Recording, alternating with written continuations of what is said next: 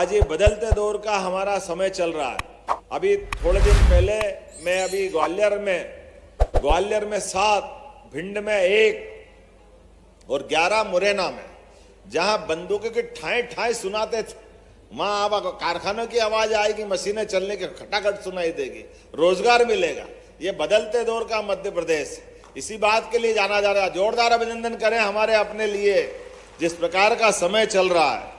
और केवल इतना ही नहीं, हमने हर एक व्यक्ति से कहा है, हमारी सरकार सुशासन के लिए जानी जाएगी, हमारी सरकार कमिटमेंट का निभाने का लिए तत्पर है। जैसा कि आपने देख लिया होगा, इस भारत में जितनी भी महिलाएं हैं सबको एक समान दर्जा मिलना चाहिए, इसको लेकर हम लगातार आवाज उठाते रहे हैं।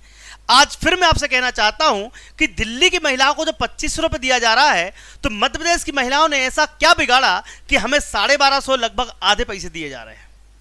आधे पैसे देने का क्या रीजन है, हमें यह सरकार बताए, क्योंकि मध्य प्रदेश में इससे पहले यह योजना लागू कर दी गई थी, लेकिन दिल्ली में अभी रिसेंटली आज बजट पेश हुआ, उस बजट में 5000 करोड़ रुपए लाडली बहनाओं को देने का वादा कर दिया गया और 2500 रुपए उनको दिए जा रहे हैं। तो हमारी बहनाओं ने ऐसा क्या बिगाड़ा है? अगर आप सहमत हैं तो वीडियो को पूरा देखिएगा। हम भी बताएंगे आपको कि दिल्ली के बजट में आप देखोगे महिलाओं के लिए 2500 रुपये प्रतिमाह दिया जाएगा। यह बजट आज ही पेश हुआ है और मैंने आपसे कहा था, चाहे महिला हो, किसान हो, बेरोजगार हो, पूरे भारत में जो भी आपके काम की खबर होगी मैं आपको लेकर आऊंगा। तो यहां पर आप देखेंगे गर्भवती महिलाओं को एक मुश्त 21,000 रुपये दिए जाएंगे। हमारे यहाँ 6,000 रुपये दिए जाते हैं। अब सोचो, क्या दिल्ली की गर्भवती महिला और MP गर्भवती महिला में अंतर है क्या? जो वहां पर 21,000 रुपये दिया जा रहा है, दिल्ली की जनता को 10 लाख रुपए का स्वास्थ्य बीमा मिल रहा है। वहां भी बीजेपी सरकार है। तो जहां पर आपको सरकार नहीं बनानी होती, वहां पर आप वादे करते हैं, वहां पर आप उसको पूरा भी करते हैं। तो क्या मध्य प्रदेश की जनता ने ठेका ले रखा है कि आपको जिताते जाए और हमको कुछ ना दिया जाए? देना पड़ेगा। आप देखो, कनेक्टिविटी सुधारने के लिए करोड़ों रुपए खर्च किए जा रहे हैं, सड़क सुधारने के लिए, झुग्गी बस्तियों के विकास के लिए, नई दिल्ली में औद्योगिक वेयर हाउसिंग के लिए, सीनियर सिटीजन के लिए 20 करोड़ रुपए की ग्रांट जारी की गई है।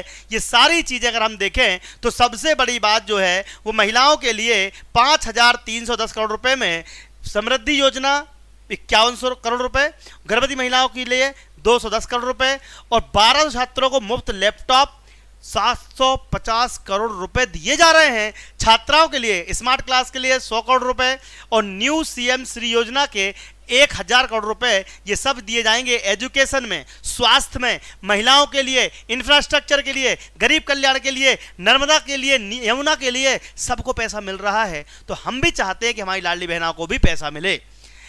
आपने वादे किए लेकिन पूरा करेंगे हम, ये है मुख्यमंत्री दिल्ली की CM। देखिए रेखा गुप्ता का बयान, इस बार देखेंगे हमारे यहाँ की बड़ी खबरें। सच में बहुत फर्क है आप में और हम में, बहुत फर्क है। ठीक कह रहे हो, बहुत फर्क है। आप केवल वायदे करते थे, हम वायदे निभाते हैं। आप केवल वायदे करते थे, हम वायदे निभाते हैं। आप PM को, LG को, दूसरे राज्यों की सरकारों को गाली देते थे, हम मिलके काम करने के रास्ते। आपकी पढ़ी लिखी सरकार अपनी बुद्धि का उपयोग षड्यंत्रकारी योजनाएं बनाने में लगाती थी, षड्यंत्रकारी योजनाएं, पढ़ी लिखी सरकार। और हम दिल्ली की समस्याओं के निराकरण में अपनी समझ का उपयोग करने वाले हैं। बहुत फर्क है, बहुत फर्क है सर, बहुत फर्क है। आपने अपने लिए शीश महल बनवाया, हम गरीबों के घर बनवाएंगे।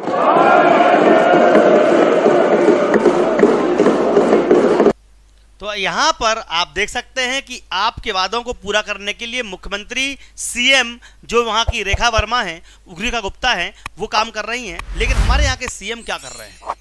अब उन्होंने देखा कि यार बहुत बड़ी वाहवाही हो गई योगी आदित्यनाथ की, बोले इतना बड़ा कुंभ करवा दिया, तो भैया हमारे यहाँ भी सिंहस्थ होने वाला है। तो सिंहस्थ का जो आयोजन है प्रयागराज की तर्ज पर भव्यता और पूर्णता के साथ पूर्ण किया जाएगा, ये वादा किया है मोहन यादव ने। देखते हैं वीडियो, इसका देखेंगे अगली बड़ी खबर।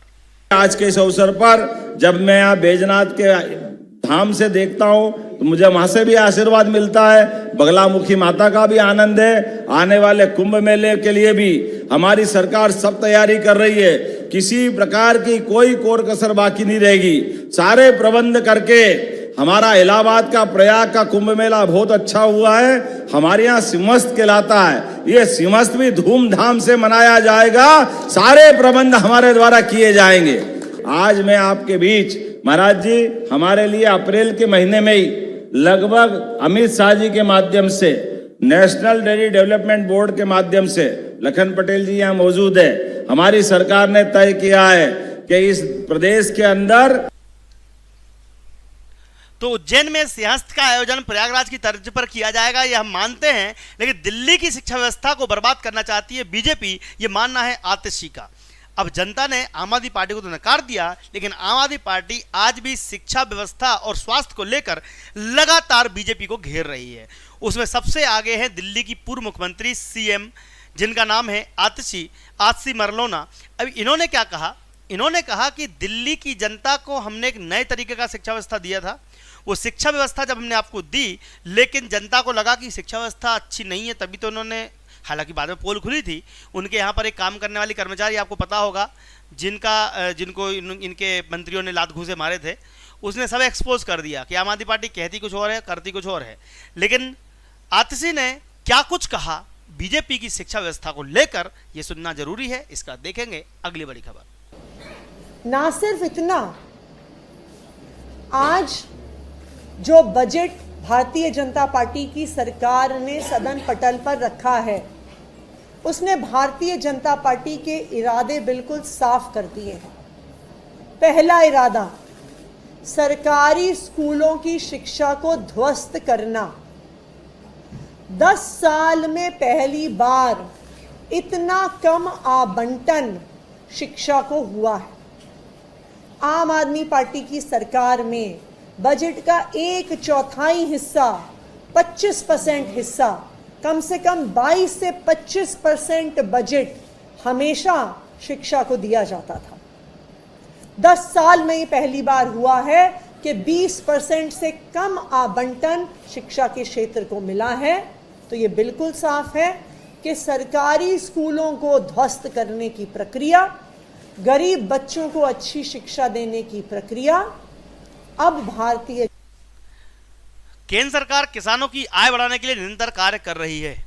यहाँ पर हमारे मोहन यादव, मामा, मोदी, इन्होंने एक बात तय कर ली है कि अब जब भी किसानों की बात हो, महिलाओं की बात हो, तो उसको भरे मंच से वादे तो करने ही हैं और उसको पूरा करने के तरीके भी बताना, हमने ऐसा कर दिया, हमने ये दे दिया, वो दे दिया।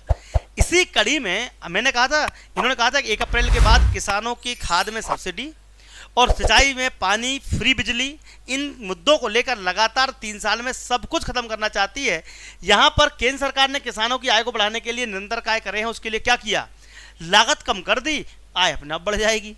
ये फैसला और ये पैतरा काम भी कर गया, किसान खुश भी हैं, उनकी आय भी बढ़ गई है। ये बात लेकिन सदन में आज मामा ने सबके सामने एक्सेप्ट की। देखते हैं ये किसानों के लिए वीडियो, इसका देखेंगे अगली बड़ी खबर। ये आंकड़े माननीय अध्यक्ष महोदय जो मैं आपके सामने रखना चाहता हूं, किसानों की आय अगर राज्यवार देखें तो आंध्र प्रदेश में 12-13 तक थी केवल 5,979 रुपया, अब बढ़ के हो गई 10,480 रुपया। अरुणाचल प्रदेश में 10,869 थी, बढ़ के हो गई 19,225 रुपया। आसाम में 6,695 रुपया से बढ़ के हो गई 10,675 रुपया। बिहार में 3,558 से बढ़ के हो गई 7,542।